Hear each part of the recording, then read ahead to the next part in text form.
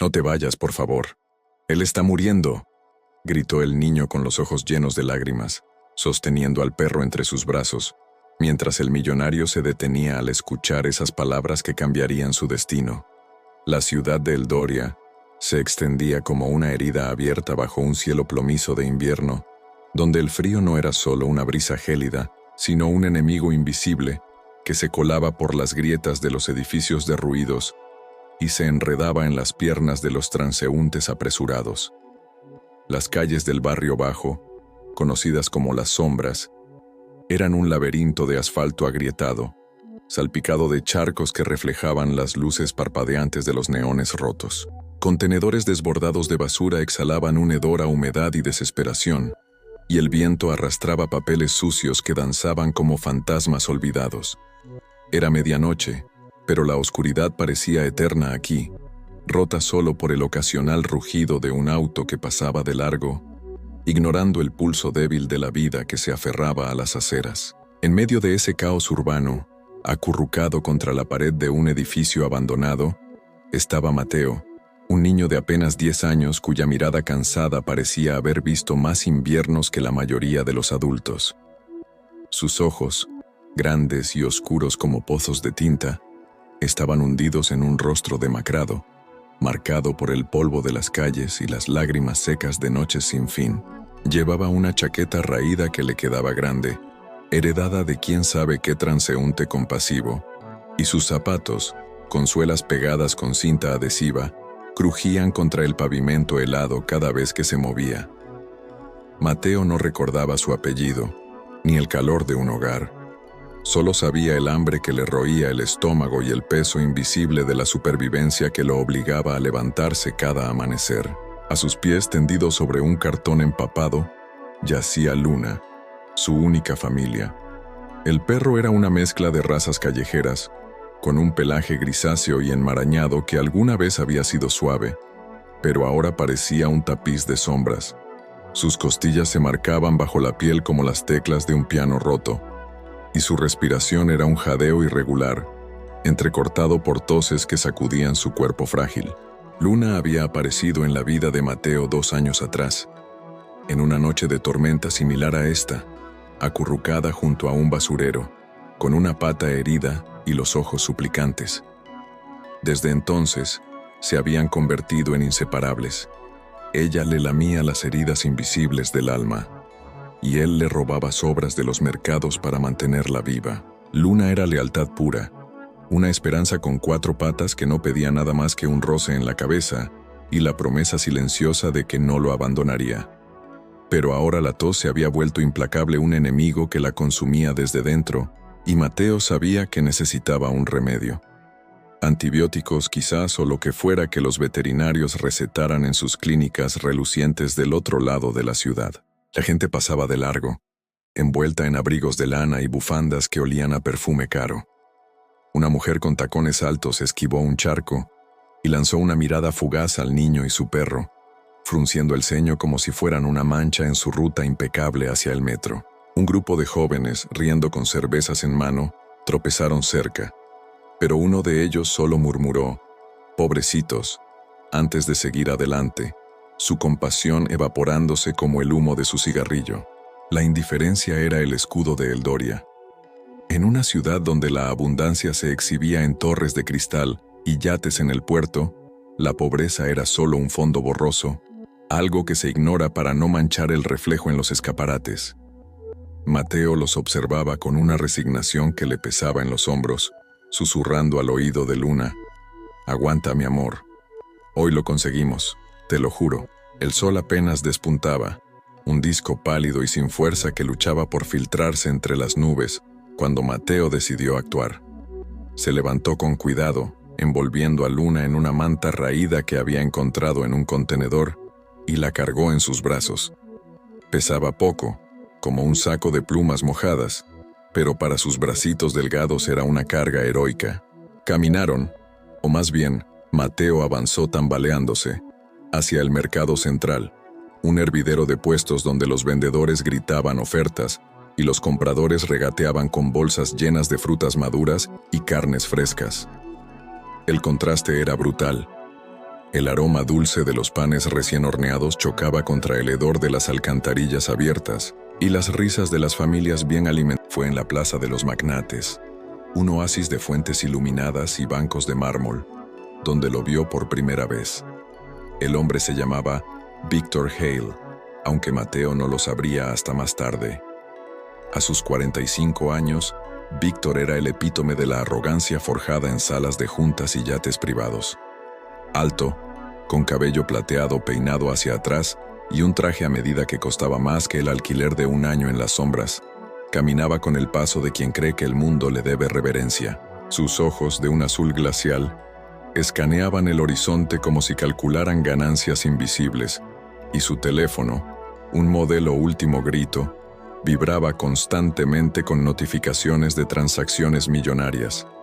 Víctor había construido su imperio en bienes raíces y especulaciones, amasando una fortuna que lo aislaba de la humanidad como una burbuja de cristal.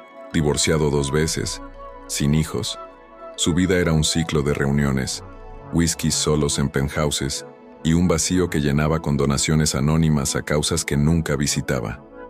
Apático al sufrimiento ajeno, veía la pobreza como un fallo personal, no como un sistema roto.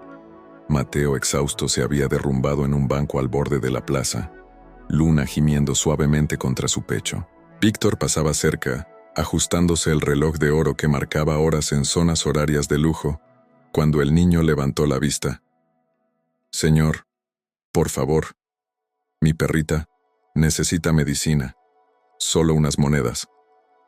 Las palabras salieron en un susurro ronco, pero había en ellas una pureza que cortaba el aire. Víctor se detuvo un instante, no por piedad, sino por irritación. Miró al niño.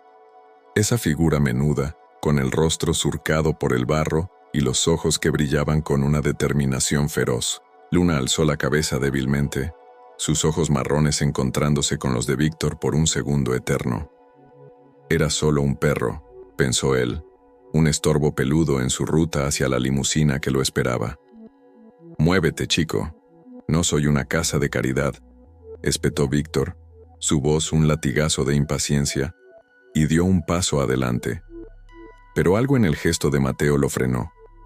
El niño no suplicó con dramatismo, en cambio acunó a Luna con una ternura que Víctor no había visto en años, no desde que su madre, muerta prematuramente, lo abrazaba en las noches de tormenta de su infancia pobre, antes de que el dinero lo convirtiera en un extraño. Mateo inclinó la cabeza sobre el perro, susurrando: «Shh, mi Luna. Él no entiende. Nadie entiende lo que tú significas para mí». Fue esa vulnerabilidad cruda, esa lealtad inquebrantable hacia una criatura tan frágil como él, lo que agrietó la armadura de Víctor. Por un momento, el millonario vio su propio reflejo. Un hombre rico en posesiones, pero pobre en conexiones. Solo en una plaza llena de gente. «¿Qué le pasa?», preguntó Víctor, sorprendiéndose a sí mismo. Su tono aún era áspero, pero había una grieta en él, un hilo de curiosidad que se colaba. Mateo levantó la vista, incrédulo, y las palabras brotaron como un río desbordado. «Tos. Mucha tos. La encontré así hace semanas, y empeora. El veterinario dice que son antibióticos, pero no tengo nada». Víctor frunció el ceño mirando al perro. Luna lo observaba sin miedo, su cola golpeando débilmente el banco como si intuyera que este extraño podía ser el puente hacia la salvación. «Antibióticos», repitió Víctor casi para sí. Sacó su teléfono no para ignorar, sino para buscar. «Hay una clínica a 2 cuadras, vamos». Lo que siguió fue un torbellino de contrastes que la cámara capturaría en tomas amplias y lentas, enfatizando la brecha entre mundos. Víctor caminaba con paso firme, su abrigo de cachemira ondeando como una capa real, mientras Mateo lo seguía tambaleándose, Luna en brazos como un tesoro frágil. Pasaron por cafeterías donde meseros servían lates a $10, y Víctor, sin pensarlo, compró un café para el niño. El primer sorbo caliente que Mateo probaba en días, quemándole la garganta con una dulzura olvidada. «Bebe despacio», gruñó Víctor. pero su mirada se suavizaba al ver cómo los ojos del niño se iluminaban. En la clínica veterinaria, un oasis de luces blancas y olores a desinfectante, el contraste se acentuó. La recepcionista, con uñas perfectas, miró a Mateo con una mezcla de lástima y recelo, pero Víctor intervino. «Atención inmediata, pagué la cuenta». El veterinario, un hombre de mediana edad con gafas gruesas, examinó a Luna con manos expertas. «Neumonía avanzada, necesita antibióticos intravenosos y reposo, $400. Víctor no pestañeó, sacó su tarjeta negra, esa que no tenía límite, y firmó sin mirar. Mientras esperaban en la sala de recuperación, Víctor se sentó en una silla de cuero, incómodo en su propia generosidad. Para romper el silencio, sacó su teléfono y revisó una app de trading. Las criptomonedas subieron otra vez hoy, Bitcoin a la luna como dicen. Si hubiera invertido antes, murmuró casualmente, más para sí que para el niño, pero Mateo lo miró con curiosidad infantil, aunque no entendió una palabra. Víctor guardó el teléfono, avergonzado por su propia desconexión. Horas después, Luna yacía en una camilla, con una vía en la pata y el pecho subiendo y bajando con ritmos más estables. Mateo se acurrucó junto a ella, susurrando promesas de paseos en parques que nunca había visto. Víctor observaba desde la puerta, un nudo en la garganta que no reconocía. «¿Por qué lo haces?», preguntó el niño de repente sin levantar la vista. «¿Por qué ayudas? La gente dice que los ricos no miran atrás». Víctor se apoyó en el marco, su arrogancia desmoronándose como un castillo de naipes. «Porque vi a mi madre en ti. Ella era como tú luchando por mí cuando no teníamos nada. La perdí joven y el dinero no la trajo de vuelta. Solo me dejó solo». La conversación fluyó entonces, un monólogo roto por pausas emotivas que la cinematografía capturaría en close-ups temblorosos. Lágrimas. La lealtad de Luna se convirtió en el hilo que tejía sus vidas. En una escena nocturna, bajo la lluvia que azotaba los cristales, Víctor encontró a Mateo llorando junto a la perra, que había tenido una recaída menor. «No la pierdas», sollozó el niño. Víctor se arrodilló, algo que sus empleados nunca imaginarían, y abrazó a ambos. «No la perderemos, ni a ella, ni a ti». Fue entonces cuando la segunda oportunidad se materializó. Víctor contrató tutores, inscribió a Mateo en una escuela privada y legalmente lo acogió como pupilo. No era caridad, era familia, forjada en el fuego de la compasión. Semanas después, en la plaza donde todo comenzó, el clímax se desplegó. Luna, ahora robusta y juguetona, correteaba alrededor de Mateo, que vestía ropa nueva pero conservaba esa mirada profunda. Víctor, con el corazón más ligero, caminaba a su lado. Pero la ciudad no perdona fácilmente sus deudas. Un grupo de matones de las sombras, resentidos por el traidor que se había ido, emboscaron al trío. «El chico es nuestro, nos robó la suerte», gritaron avanzando con botellas rotas. Mateo se interpuso, protegiendo a Luna, su voz temblando pero firme. «No, él es mi familia ahora». Víctor, el hombre que una vez huía de los conflictos emocionales, se plantó delante. «Tóquenlos, y se arrepentirán». Llamó a seguridad, pero antes de que llegaran su presencia, esa aura de poder no arrogante sino protector, los disuadió. Los matones retrocedieron, murmurando maldiciones, y la plaza se vació de nuevo, dejando solo el trío bajo la luna. Fue en ese momento de quietud, cuando el peligro se desvanecía, que Mateo se giró hacia Víctor, los ojos brillando. «Gracias por todo». Víctor sonrió, una lágrima traicionera escapando. «No, gracias a ti. Me salvaste a mí primero». Luna ladró suavemente como aprobando, su lealtad sellando el pacto invisible.